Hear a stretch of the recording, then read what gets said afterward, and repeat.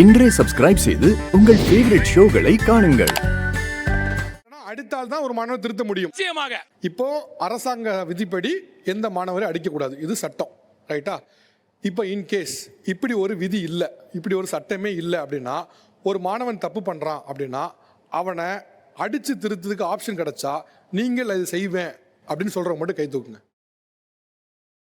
6 பேர் தூக்கிட்டீங்க. என்னமா இவ்வளோ நேரம் அடிக்கக்கூடாதுன்னு அட்வொகேட் பண்ணிட்டு இருந்தீங்க? அதாவது ஒரு சில இடங்கள்ல சார் சொன்ன மாதிரி அடியினால திருந்தக்கூடிய மாணவர்களும் இருக்கிறாங்க. அதை நம்ம கண்டிப்பா ஏத்துக்கணும். அது ஏத்துக்க முடியாத கருத்துங்கிறதே கிடையாது. இப்போ அரசாங்க விதி தான் உங்களை கையை கட்டி போட்டுருக்கு, இல்லைன்னா நீங்களும் அதுக்கு ரெடியாக தான் இருக்கீங்க. நான் ஒத்துக்கல சார், நான் ஃபர்ஸ்டே கையை தூக்கிட்டேன். இங்க ஒரு 20-22 பேர் இருக்கிறீங்க, அதுல 6 பேர் கை தூக்குனீங்க. மிச்சம் இருக்கவங்க எல்லாருமே எனக்கு தெரிஞ்சு உங்களுக்கு மனசுக்குள்ள அதான் இருக்கும் போல தோணுது, எனக்கு தெரியல.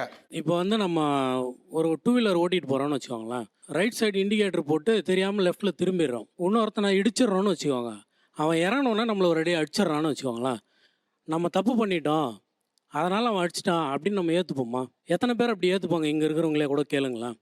அடிக்கிறத சட்டப்படி நமக்கு அரசாணை போட்டு பள்ளிக்கூடத்துலையாக இருக்கட்டும், ஈவன் போலீஸை கூட கைதியை அடிக்கக்கூடாது. அப்போ இந்த மாதிரியெல்லாம் ஏன் போடுறாங்கன்னா, ஒரு மனிதனை அது உளப்பூர்வமாக அது ஹர்ட் பண்ணுது, அதை அவமானப்படுத்துது. இதை அடல்ட் ஆகிய நமக்கே அது அவமான உணர்வாக தான் இருக்கும். சின்ன பிள்ளைங்கன்றதுனால நம்ம என்ன பண்ணுறோம், அதிகாரத்தை எடுத்துகிட்டு அங்கே அது ஒரு கட்டுப்படுத்தப்பட்ட அமைப்பாக நம்ம வகுப்பறைக்குள்ளே உட்காந்துக்கிட்டு நம்ம அடிச்சிடறோம். இது எல்லாம் குறையிறத சரி பண்ணுறதுக்கு 1000 சைக்கலாஜிக்கலாகவும் டீச்சர் ட்ரைனிங்கில் படித்தவங்களுக்கு அதுக்கான நிறைய வழிமுறைகளும் இருக்குது. அதன்படி தான் நம்ம போகணுமே தவிர, அடித்தா 1-2 பேர் பயந்து படிச்சுட்டான்றத ஒரு ரேர் ரிசல்ட்டை வச்சுட்டு எல்லாருமே அடித்து நம்ம திருத்திட முடியும் அப்படின்றது தவறான ஒரு புரிதல். ஆக்சுவலாக ஒரு விஷயம் என்னன்னா, இவ்வளோ நேரம் நீங்கள் தொடர்ந்து நிறைய விஷயம் சொன்னீங்க. அவர் பண்ண ஒரு பாயிண்ட்ல ஒரு ரொம்ப ஜென்யூனஸ் இருக்குது, ரொம்ப லாஜிக் இருக்குது, ரொம்ப சிம்பிளாக சொன்னார். இதுவரைக்கும் வந்த மாணவர்களை நம்ம அடித்து திருத்தணும். அந்த ஒரு நெட் ரிசல்ட்டை வச்சுட்டு இதுதான் சரியான வழிமுறை, இதை வச்சு தான் இனி வரும் காலத்தையும் நான் பண்ணுவேன்னு நினைக்கிறது அவசியம். 2 விஷயம் சார் ஆக்சுவலாக அவர் பேசுனதில்.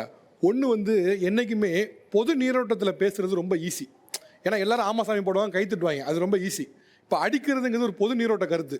ஒரு மாணவன் அடிச்சிடலாம், அடித்தாலும் திருந்துவோம் அப்படிங்கிறது பொது நீரோட்ட கருத்து. அந்த கருத்தை யாருனாலும் சொல்லலாம், ஈஸியாக கை தட்டுவாங்களாம், அதை எல்லாரும் தான் பேசுவாங்க.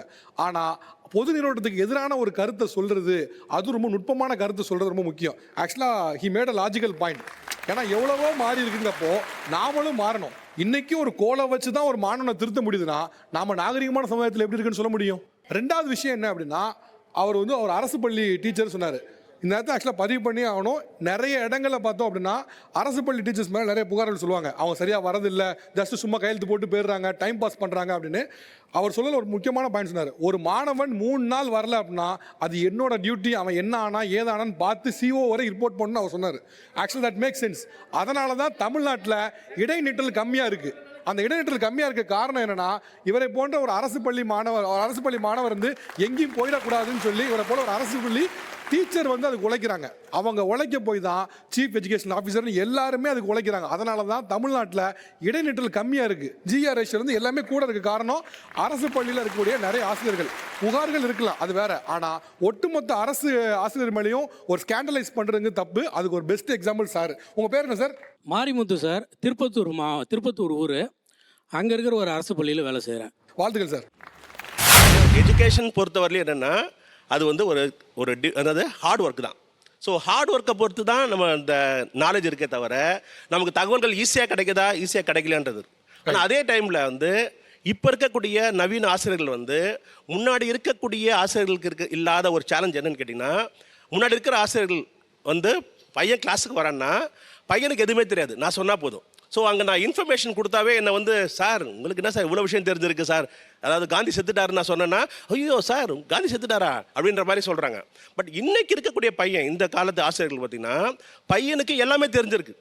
நியூட்டன் ஆப்பிள் மரத்துக்கிட்ட உட்காந்துருந்தார் சார் அப்படின்னு நமக்கு சொல்கிறான். அவங்க ஆப்பிள் பழம் கீழே விழுந்து சார் அப்படின்னு சொல்லும்போது அவங்க அந்த இப்போ இருக்க டீச்சர் முன்னாடி இருக்க டீச்சர் கூட அதிகமான ப்ரிப்பரேஷன் தேவைப்பட்ட இடத்துல இருக்காங்க. ஆனால் அவங்க அதுக்கான சேலஞ்சஸை பண்ணிட்டு இருக்காங்க. இந்த ஆசிரியருக்கு இருக்கக்கூடிய சவாலினுடைய அளவுகோல் தான் உங்களுக்கு ஒவ்வொரு காலகட்டத்திற்கு தகுந்தாற் போல வேறுபடலாம், அதிகரிக்குதுன்னு சொல்ல முடியாது. அன்றைக்கு இருந்த காலகட்டத்தில் இருந்த ஆசிரியர்களுக்கு சவால்கள் வேற, இன்னைக்கு இருக்கிற ஆசிரியர்களுடைய சவால்கள் வேற. ஆனால் ஆசிரியர்களுக்கு என்ன சவால்கள் இருக்குமோ அது காலம் காலமாக இருந்துகிட்டு தான் Right. இருந்திருக்கு. அதாவது பணிச்சுமை அப்படின்னு எடுத்துக்கிட்டா அந்த பணிச்சுமையோட தன்மையில அந்த காலத்துல இருந்தது. இப்போ வந்து எல்லா விஷயத்துக்கும் டீச்சர்ஸை இன்வால்வ் பண்றாங்கன்னு இப்போ ஒரு கம்ப்ளைண்ட் இருக்கு. அப்போ கூட தான் ஒரு சின்னம்மா வந்தா பெரியம்மா வந்தா எத்தனை பேருக்கு அம்மா வந்ததுன்னு பார்க்கறதுக்கு ஆசிரியர்கள் அனுப்பப்பட்டதை நாம வந்து பார்க்குறோம். ஆக சமூக பணிகள்லையும் அரசமைப்பு சட்டம் கொடுத்திருக்கக்கூடிய தேர்தல் உள்ளிட்ட பணிகள்லையும் காலந்தோறும் ஆசிரியர்கள் ஈடுபடுத்தப்பட்டார்கள் அப்படின்றதான் பார்க்குறோம். இன்றைக்கு தொழில்நுட்பம் வளர்ந்திருக்கு. அந்த தொழில்நுட்பம் வளர்ந்ததற்கு தகுந்தாற் போல கூடுதல் சவால்கள் ஆசிரியர்களுக்கு வந்திருக்கு என்பதை தவிர என்னை பொறுத்த வரைக்கும் 2 ஆசிரியர்களுக்கும் பெரிய வித்தியாசம் இருப்பதாக என்னால் உணர முடியல. ரொம்ப முன்னால இருந்து நமக்கு ஒரு ஆசிரியர் அப்படிங்கிற வந்து ஒரு ரோல் மாடலுக்கான ஒரு ஆள், அவர் தான் எனக்கு முதல் ஹீரோ, இல்லை அவர் தான் ஒரு முன்மாதிரியாக இருக்கணும் அப்படிங்கிற ஒரு பார்வை முன்வைக்கப்படுது. ஸோ அப்படி ரோல் மாடலாக இருப்பது அப்படிங்கிறதுல போன தலைமுறை ஆட்கள் அதிகமாக இருக்கிறார்களா, இல்லை இந்த தலைமுறை இருக்கக்கூடிய டீச்சர்ஸை வந்து ஒரு ரோல் மாடலாக எடுக்கிறாங்களா? இல்லை எனக்கு இன்னொரு கேள்வி கூட இருக்குது, ரோல் மாடலாக எடுத்துக்கணுமாங்கிற கேள்வி கூட எனக்கு இருக்குது. ஒரு நல்ல மாணவர் ஒரு ஆசிரியரிடமிருந்து எது நல்லது எது கெட்டது என்பது 2ஐயும் படிப்பார். இந்த டீச்சர் கிட்ட திட்டுற குணம் இருக்கு, அடிக்கிற குணம் இருக்கு, அல்லது கோவப்படுற ஏதோ ஒன்று இருக்குன்னா இது தப்புன்றதையும் மாணவர் உணர்வார். ஒருவரிடம் ரொம்ப சிரிச்சு பேசுறாரு அல்லது வந்து ரொம்ப இயல்பா இருக்கிறாரு, கேட்டதுக்கெல்லாம் உதவி செய்யறாரு அப்படின்னு சொன்னா இது நல்ல பண்பு அப்படின்னு சொல்லியும் எடுத்துக்கிறது உண்டு. ஆக எதை செய்யணும் எதை செய்யக்கூடாது என்று பகுத்து பார்க்கக்கூடிய பண்பு என்பது இயல்பாக மாணவர்களிடம் உண்டு. அந்த வகையில் நீங்க பார்த்தீங்கன்னா கடந்த காலத்தில் இருந்தவர்கள் தான் ரோல் மாடலா இருந்தாங்க, இந்த காலத்தில் ரோல் மாடலா இல்லை அப்படின்னு நம்ம வந்து நிச்சயமாக வந்து சொல்ல முடியாது. எந்த காலமாக இருந்தாலும் சரி அந்த மாணவனிடம் என்ன கடத்தினோம் என்பதுதான் ரொம்ப முக்கியம். இப்போ ஒரு இயற்பியல் படிக்கக்கூடிய வர்ற மாணவருக்கு நம்ம ஆல்பர்ட் ஐன்ஸ்டைனை மட்டும் பேச போறோமா, அல்ல ஆல்பர்ட் ஐன்ஸ்டைன் போருக்கு எதிராக இருந்தாருன்றதை பத்தி பேச போறோமா?